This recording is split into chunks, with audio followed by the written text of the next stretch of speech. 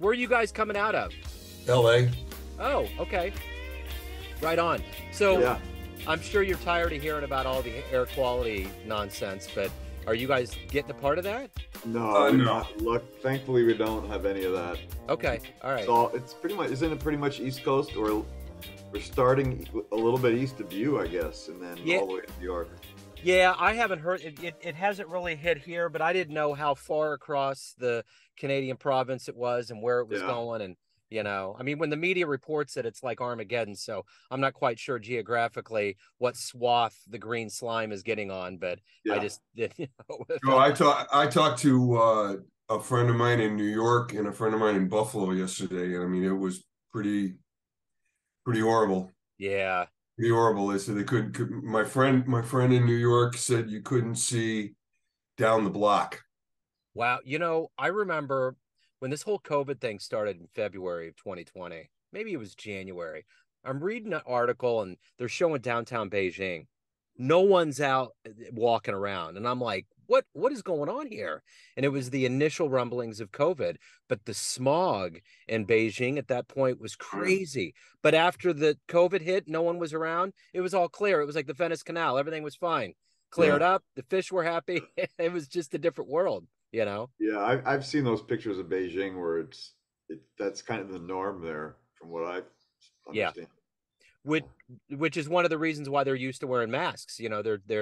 Their pollution is so bad. So, well, gentlemen, I don't want to derail and deviate too much from where we're at here. So let's dig in. Thank you for taking a minute out for Neon Jazz today. I appreciate it. No problem. Of course.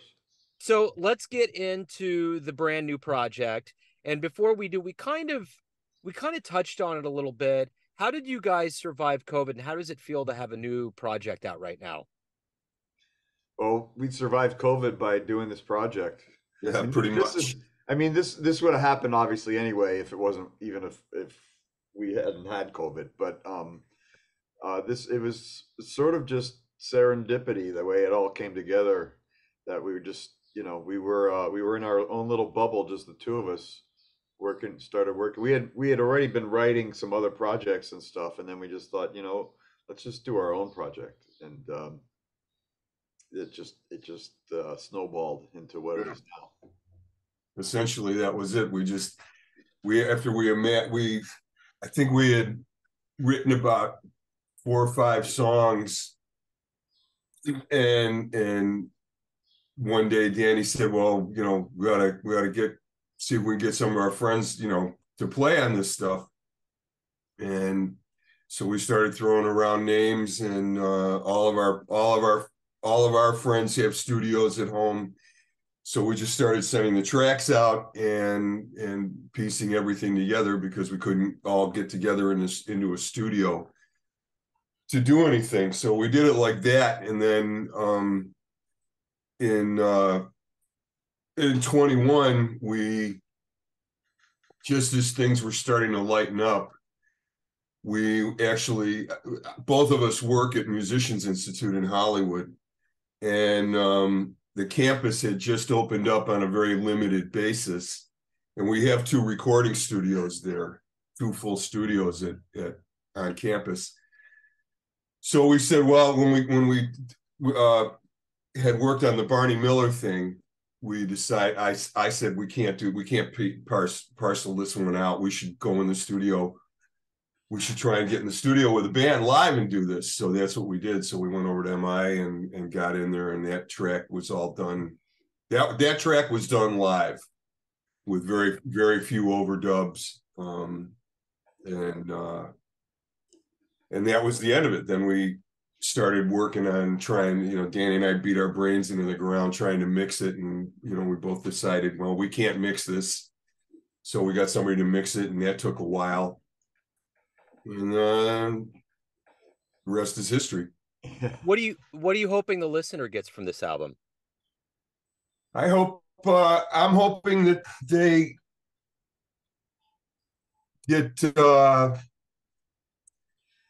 a strong sense of the groove and where we're at, because we're a couple of East Coast guys, and I think the music really reflects more of an East Coast kind of sensibility. It's definitely got a little bit more, leans more heavily on the blues and R&B and funk, as opposed to the way West Coast. And I'm not knocking West Coast fusion at all. West Coast, there's always been some tremendous great stuff from the West Coast.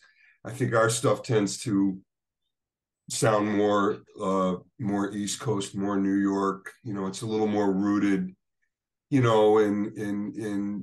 I kind of like in the 70s. Only I think we may have. I'd like to think we brought some things up to date a little bit. That sensibility. So being out there in LA, what kind of projects are you guys in? That's the one thing I guess that's fortunate about being out there in that scene, is that you get quite a bit of an exposure through, popular mediums. What are you guys working on? So I'll jump in.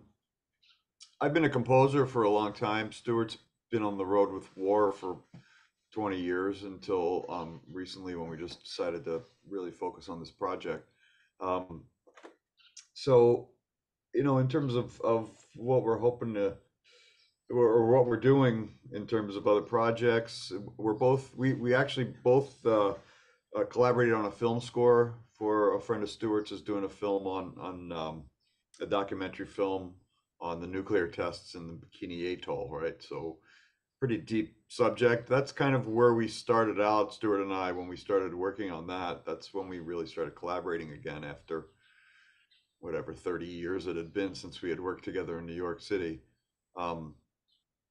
So we worked on that for a while, doing that documentary, scoring it, trying to bring a sensibility of not just the typical score for a documentary, but something that added a little panache to it.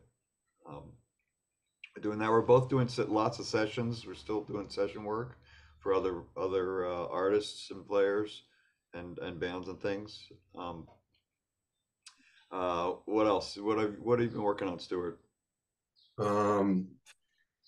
My first cup of tea. No, working around town and teaching. And I went back to school a couple of years ago to get my bachelor's degree. So that's been occupying a lot of my time. But the great thing about being in LA, obviously, just like being in New York and teaching at Musicians Institute, we've got such a great stable of friends and peers, just the players, that we love to play with, right? And so we've got that opportunity here to really work with some great players.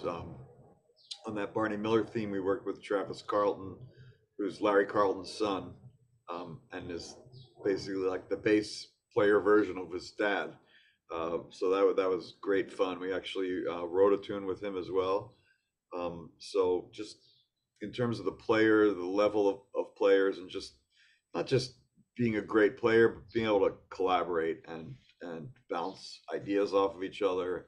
And obviously, when we're playing as a band, that's what we're trying to do. Obviously, in the jazz world, we're all communicating with each other as we're playing. So if you were to bring this group to Kansas City, how would you explain a show? How would you convince somebody to come see you guys play live? There's that nostalgia aspect of it. I mean, we're kind of based. One of our big influences is the band Stuff, right? From the '70s, New York '70s, and we tried to take that vibe, which was, we don't want to be a fusion band like the Brecker Brothers or Scott Henderson or anybody that's really doing fusion. We wanted to stay away from the word fusion and make it more of a groove oriented instrumental, almost like an instrumental Steely Dan kind of thing, based on bands like Stuff and bands that were more interested in portraying a cool groove, not necessarily blowing a Charlie Parker solo over rhythm changes or giant steps. That wasn't where we wanted to head with this. So we're heading towards a more accessible, I think, genre that kind of can cross the jazz into rock and funk and R&B, well, those kind of borders, and just be accessible to a wider audience than just say a fusion project. Yeah, So I don't know if I answered that question in terms of Kansas City, but yeah, go ahead, Stuart. No, it's good. No, I was just gonna totally agree with Danny. I mean, the music is definitely more more focused on groove. You know, it's more it has more to do with the rhythm section and a lot of the I think a lot of the interplay between the rhythm section. And obviously, you know, we're trying to bring, you know, a jazz sensibility with the harmony to the music, but it's really more centered around, you know, the Groove. groove around classic funk and R&B kind of grooves, you know, everything from Motown to Muscle Shoals, you know, all that stuff was, you know, music that cut my teeth on when I was a kid. You know, that's what I grew up on.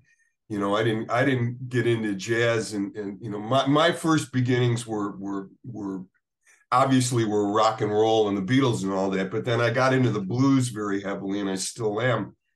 And I was always into R&B, and I always loved funk. So, you know, that's where, you know, that's where I'm at. And so we're just trying to keep just decided to take the music in that kind of direction and make it more about the stuff that we came up on, you know. And also, yeah, I mean, also it's like going back to the accessibility part of it, you know, where someone who maybe isn't a fusion fan, so they're not coming to hear 8,000 notes in one chorus, right, on a solo. They're just our main goal is to just feel good, right? It's a feel good kind of groove thing where you can relate to it, and you can just groove with it. It's more of a feel thing than a show off your chops thing.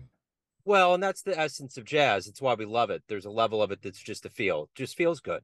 You know, you can't really, sometimes you can't put your finger on something that's just good music that makes you feel good. But I know for me, that's always kind of the essence of jazz.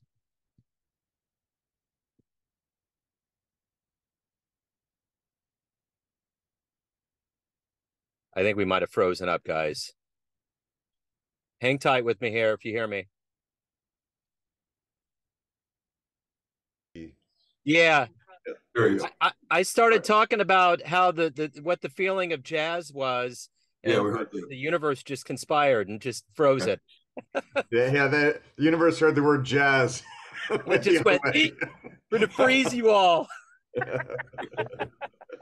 Oh man. All right. So since we kind of talked a little bit about, you know, live music, what was the first live jazz experience you guys had that was really positive, that really made you either want to delve into it more or do it yourself on stage one day? I can think of two things right off the bat. In high school, I was in the jazz band, I was in the concert band, and we had Stan Kenton and his big band come in high school. I don't know, I was 14 or 15. So that was kind of my first experience with jazz and a sort of a swing big band. And I just took off from there. And I remember my first concert was more fusion than jazz. It was Diodato. I don't know if you remember Diodato. Yeah. But I mean, he was one of my idols growing up as a 15-year-old kid with a Fender Rhodes.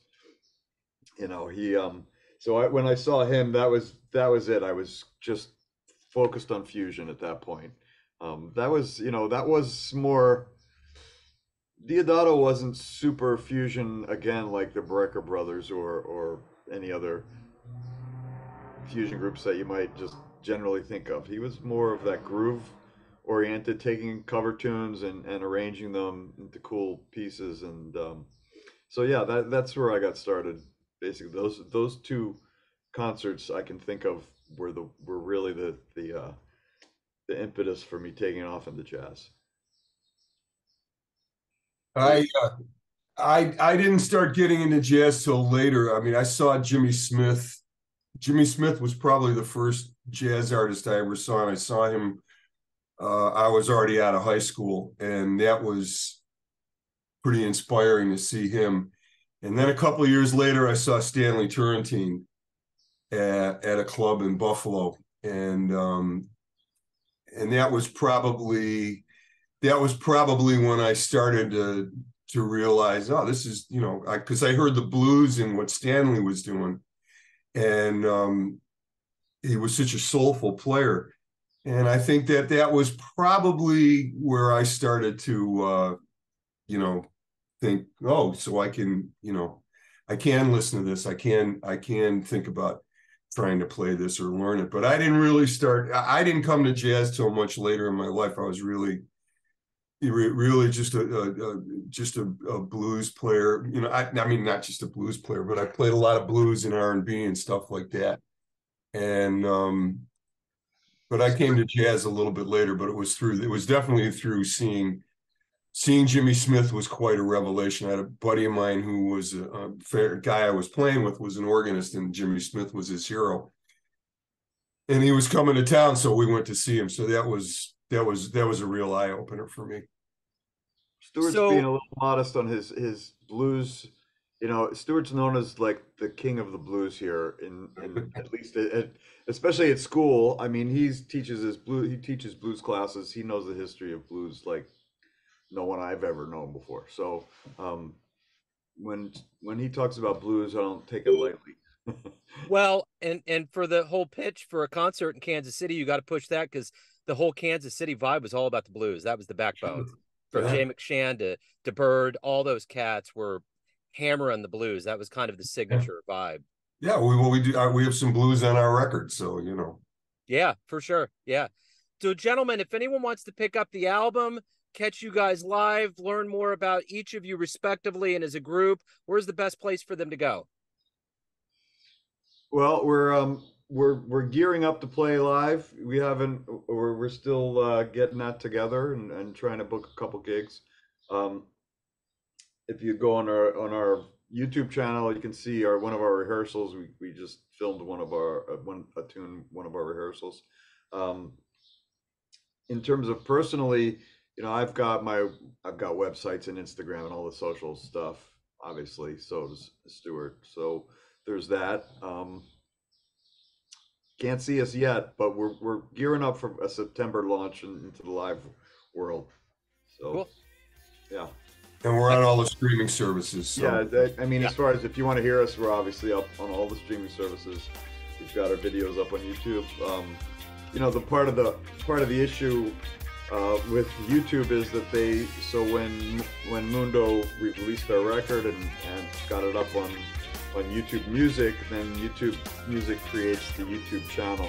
Well, we already have our YouTube channel, right? So we're trying to blend our two channels together, so our videos are with the videos that YouTube made of our tunes with just the album cover on it, right? Cool. But yeah, so we've worked pretty hard, and we've got some really cool videos up there on YouTube. But we're there on Spotify and Apple Music and Pandora and all those places. So you guys are everywhere. That's the key. Yeah, pretty much. Okay. For sure. All right. Well, hey, gentlemen, thank you so much for taking time out today to talk about your life and music, the project. Best of luck with everything. Thanks for having us. Absolutely.